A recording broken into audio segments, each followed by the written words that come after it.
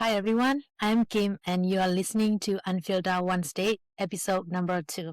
Today I'm joined by a very special guest and a dear friend of mine, Gloria. She's currently a junior at Columbia University, but her journey to the Ivy League was anything but conventional.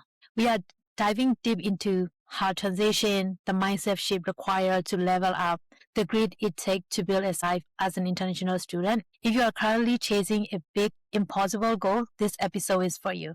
Let's get into it. Gloria, welcome. To kick things off, could you introduce yourself and tell us a bit about what you are currently focusing on at Columbia? Gloria Lam. I am a junior political science student at Columbia University, concentrating in international politics. And I'm very happy and also honored to be participating in this podcast, and also very excited to be conducting this podcast alongside with my dearest friend Kim. Thank you so much, Gloria. I'm also very excited to have this conversation with you. To start off, what did it feel like to leave Myanmar and arrive in the US? The journey, the initial journey, I would say, is at first the visa. If I really begin from the very beginning, it's the visa application process was nothing but clueless or filled with uncertainty. Being an international, so that's the very first step that we encounter.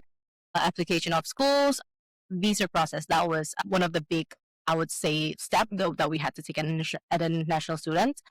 The initial journey after that, I would say it's filled with a lot of hope, excitement, and also, a little bit of nervousness, because it really means that you're stepping into a new chapter of your life. And it really means that, you're challenging yourself for something more academically. So I really have a mixed feeling of nervousness. At the same time, I'm very grateful. So it's a mix of feelings, but it's very great looking back. Thank you. I can totally relate with that. We're just so excited, so hopeful for our future. The next question is, was there a moment during your first week that it really hit you? You were thousands of miles from home. Well, to be honest, the first week, I was so excited. I'm like, get it, girl. I really want everything to be coming to me. I'm very, very eager to experience the new things here. But actually, when it really hit was actually when I got sick here. And I got to the ER, and things they work differently, right? Back when in my country, when you're sick, when you run to the ER, you're treated immediately, but things don't work here. They prioritize depending on the severity. Those kind of looking minor, but impacting majorly, those kind of systemic things really reminds me that I'm not in my country. I'm in, somewhere far from home. And also the vulnerability, that really reminds you of your home, right? Because the fact that you're all alone as an international student in a foreign land, and the fact that you're sick, it was one of the lowest time, I would say. And that really hits me on the face that, yeah, I'm really alone. I'm an international student. I'm not at home. I second that. The system, even when you're sick, when you call the hospital, you cannot just get into that because you need primary providers. So all of those are very different from where we came from. So did you imagine a version of college in America before you arrived? How did reality compare? Well, I would say I watch a lot of teen dramas and college sitcoms, I would say. And there, people actually live in dorms, live on campus. Everything's like sorority. Those are the big things the challenge that they face, right? In reality, you're on your own, kid. And when you're in a very big city like New York, it's really nothing. I would say nothing that is quite related to what I have imagined and pictured, but it's in a lot of in a more adult way, and also in a much better way. So I'd rather have it in how I have it in reality than how I imagined, because it's so much better, and also so much, I would say, really giving you a lot of lessons, life lessons, adult lessons, rather than being isolated in a campus. I mean, it has its perks, but I would say I wouldn't change my experience for what I have imagined. So we can say that it's different from what we imagined when we came here. Actually, I want to touch a little bit more on that. You already mentioned about life lesson, and you kind of talk about that. So when you first arrived, what was the steepest learning curve, academic or personal life adjustment that you had? I think when I first arrived, the steepest learning curve or the biggest challenge that I have as a student was being proactive. I was not used to asking for things or demanding for things, because I was always raised in an environment that teaches me to be humble and, not act like you don't want it, although you want it, but things work differently here. If you want it, you got to ask for it, you got to claim it, you got to, really work for it. So that was something that really pushes me out of my comfort zone, and I like really going and approaching my professors and like asking for strategies to, do well in their classes. And if you really want to participate in a certain program, you really have to go and ask for it, right? So that proactive part of like the American students' lifestyle, that was something that I really had to learn. I still remember when I was at school that you always need to raise your hand, and if you are not raising and if you are not asking any question, that you're not getting a good grade. So it was very challenging for me as well, because I am the one who always say yes and never ask questions. So you started at LaGuardia Community College. Why did you choose that as your starting point? To be honest, first, I chose New York City as the city that I want to study, right? Because I want to live in a cosmopolitan city that speaks English. So it comes down to New York City. And LaGuardia Community College is actually, not a stranger to a lot of Burmese students. I would say they have a huge Burmese population there. And the students that I've seen before that came out of that college actually do well in their career. So that's like a good cue for me to actually, it's no stranger to us. That means that it's like welcoming to Burmese students, like Myanmar students, right? So I really felt that a sense of familiarity with them, and also the affordability actually, because when you go straight to the university, it's like very expensive, and as an international student, you pay double. So it's a very, I would say, cost-effective strategy to actually enrolling, yourself into a community college if you're an international student, because you really have to have the funding to fund your education. So I think that's like a big part of my decision. And also, I really felt that it's a very nurturing environment, because for me, I'm not a fresh out of high school student. And community colleges are filled with people like me, people who have been like, for many reasons, didn't get their chance to go to college right away, or maybe for many reasons, their education journey were like disrupted.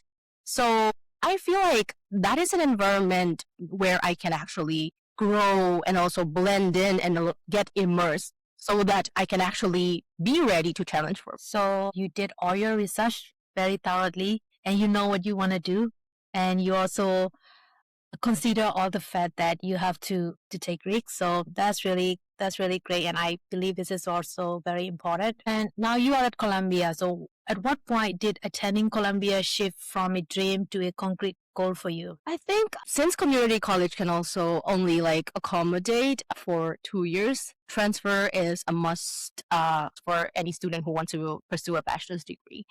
And ever since I was very young, Ivy League universities have been my dream. And to be like reaching for it, I think at one point in my academic journey, I always like, check in with my academic advisors here and there, and they're like, you can actually get into those universities, right? And I was like, well, I think maybe as an international student, and also as a very, insecure, I would say, in a sense, person, I was like, no, I think they're gonna be choosy, or maybe like I don't speak a good enough English for them or something like that. But they still like said that, you have what it takes. You never know until you actually do. And they were right about that, because they really did like supported me along the transfer journey, like in terms of essays, and also in terms of like the documentations that I need to submit to successfully apply for transfer. So I think the really pivotal point would be like the encouragement of my surrounding, or my academic environment, because like-minded students, they're also applying for that. They're also reaching for those kind of university because they are prestigious, and who doesn't want to be there, right? So I think that really pushes me to, you know what? Why would I limit myself, right? And who am I to limit what God has given to me, or what God will be like, where God will bring me? So I felt that, okay, let's try it. That's really great. You also have to be at the right environment to really push your comfort zone and to really reach your goal. And I also curious about, was Columbia always your North Star, or did your goals evolve along the way? Because you mentioned that you are there at like-minded student, and people who are very successful from LaGuardia Community College and went to the Ivy League, right? How was that? Sure. I think the New York City, to be really, really honest, Harvard has been like in my big bucket list. But to be really frank, having lived in New York City, I think as an international student, you think you don't want to move because that means new costs. And also that means instability if you have been, employed on campus, or when, if you have been like in a sense of stability with that. So I applied for Harvard, got rejected. And also I also applied for Cornell, rejected, but thankfully Columbia accepted me. So yeah, I think that was like one of my bucket list. And also it worked out for well because I didn't have to move, because it's convenient, and still I'm getting the Ivy League education that I wanted. You also mentioned about during your application process, you have a good resources like getting mentorship from your professor and really getting their advice. Are there any campus resources that you use while you are at LaGuardia Community College? Are there anything that you think it make you success and make you stand out in your college application? This is gonna be controversial because when you're applying for colleges, a lot of people, they actually do researches. They actually read people's essays and stuff, right? And I think, Kim, you were also part of it in proofreading my college essays, and it was indeed different. It was not a college. I mean, I would say it's not like what you would see in a normal college essay. And I took the risks because that's my personal story, and that's authentic. That's I want people to, that's a narrative that people to see me in. And I think I was blessed enough to be, getting my way with my authenticity. So I would say being authentic helps in writing those personal narratives. And in LaGuardia, I also was like lucky enough to be part of the Present Society, where we're like getting one-on-one mentorship with industry experts. And one my mentor was a lawyer who took part in the Innocence Project. So she helped me greatly in, really mastering my transfer essay, and also like the kind of approach that I take, and in a lot of like mental, also like a lot of like technical support, I would say. So that was like very helpful in my college journey, because you're new to the country, right? Let alone being blending in and being a part of the community is hard, but you're aiming for more. So it's a given that it's going to be harder. So I'm very grateful that LaGuardia actually offered me mentorship program through the Present Society. And if there are like fellow students who are watching or listening to this, if you are in a community college, you actually should like ask for those kind of programs, because they actually do offer. And also, if you're a community college student, the support that I got from LaGuardia is like, in a way, it's more nurturing and it's better, because classroom used to be smaller, which means that you have a better relationship with your professors, and they're reachable, because compared to a big university where you are one of the 300 people in the classroom. So yeah, I think those are the little applicable tips. Thank you so much for sharing that. And it's also show that being in the community and not just studying, talking to people and getting help at the same time, doing outside curricula, because you might need to attend some event, which are also very important to success.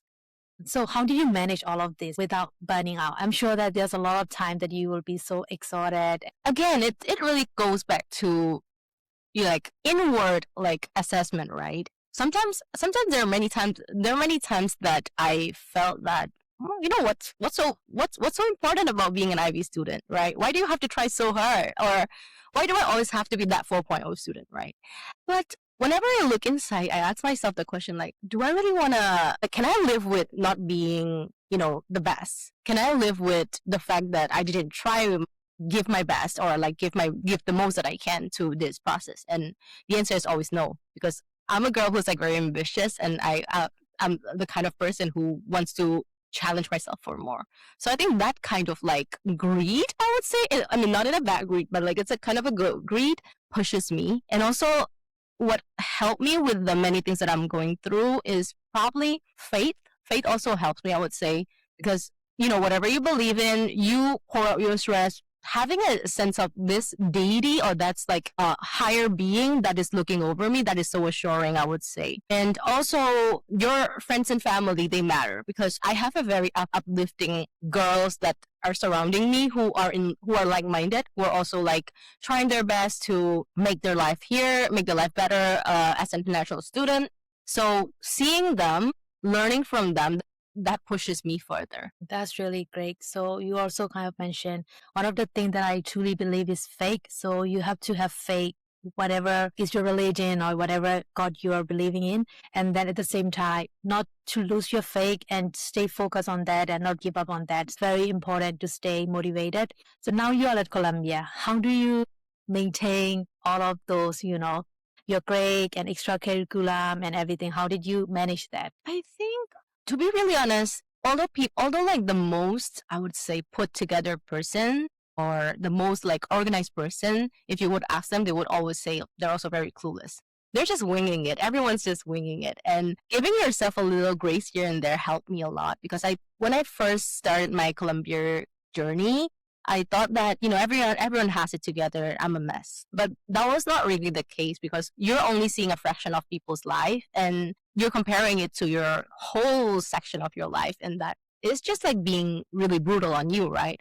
So I think I give myself the grace to be sometimes not perfect, but not to lose my whole vision or my intention. But at the same time, I'm giving myself a little grace so that I can move further, because you can't always be like running in full speed, right? So I think sometimes if it's needed, I take a rest. If needed, I take, help. I ask for help from my friends. I ask for help in counseling sessions if I need help. So those kind of things help. And also really like prioritizing your health, it helps, because I think I was really bad at taking care of myself the very first few years, and I struggled later. So now I really like take care of my sleep. I make sure I get my sleep, because if not, it really ruins your day, the next days, and the next few days. So those kind of things help. And also, I think in Colombia, knowing the resources also help. Let's say libraries or any resources that is given to you by the university. If you know them, that helps. And sometimes I would just like randomly go to my professors of office hours and also ask them questions on to unpack those concepts that they taught in the lecture, because I didn't catch it well. So those kind of things, it's okay to ask for help. It's okay to be not the best, and it's okay to sometimes lose your attention in lecture. As long as you're making up for it, I think that's the mindset that I live day-to-day life as a Columbia student, right?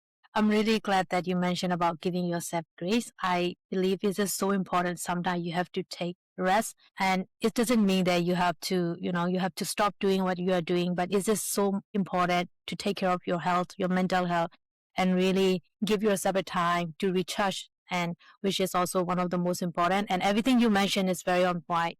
You already cover everything, the resources, and you utilize everything that you can get from your campus and from your community, from your society. So I believe this is a very good example. So last thing, for international students who feel lost or behind, what is one piece of advice you wish someone had given you? Okay, that actually, I would just reshare what has been told to me by one of my professors, because one of my professors in LaGuardia, when I was in the community college, she always pushes me forward to apply for this, apply for that. And sometimes I said, I'm not good enough for that. Because, Professor, look at these high school students who went to high school in the United States. They're learning college classes in high school and stuff. And as a political science teacher or professor, what she always said is that, your lived experience matters. They don't have it. And that really stuck with me, even when I was applying for college, even when I was too shy to raise my hand in lectures in Columbia classrooms, or when I felt that I don't belong because there are people who are like more advanced. I think that matters. Like, your lived experience is very unique, and that is yours. No one can steal it. And you are where you are for a reason. And also, what I learned throughout this journey is that Columbia felt so far when I was a LaGuardia student. It felt impossible. When I was applying for it, I always said, I'm applying it because I want to apply for it, and I'm applying for the sake of applying it. That's how unconfident I was, right? I didn't think I'm going to get in. I'm just like enjoying the process. That was my reasoning, because I'll be disappointed if I don't get into any. So that's my reasoning. But everything seems impossible unless it happens. And what it takes for you is really for you to take that chance, for you to set your application in, and it's for you to really make that challenge, close your eyes and say, I belong. And, that really is my coping mechanism in this journey, I would say. Wow, that's really beautiful. And I really love the fact that you mentioned about life experience matters, because here in United States, we came from different country and we can feel a lot of imposter syndrome, or, a lot of feel like, oh, we are not good enough. But we have to understand that our experience is matter, and it can also be a valuable experience to the team, or to the school, whatever you are a part of. And thank you so much for that. Thank you so much, Gloria. It's easy to look at where you are now at Columbia and forget the grit it took to get there. And your story also show us that where you start doesn't define where you finish. And thank you for being such an inspiration to every international and local student listening. I'm so proud to see how far you have come. Your journey from Myanmar to the Ivy League is proof that resilience beats a perfect transcript every time. Thanks for being so raw and unfiltered with us today. And to everyone listening, I hope Gloria's story gave you the spark you needed today. Be sure to tune in for more unfiltered conversations. This is Unfiltered Wednesday. I'm Kim, and I will see you in 2 weeks at 6 p.m.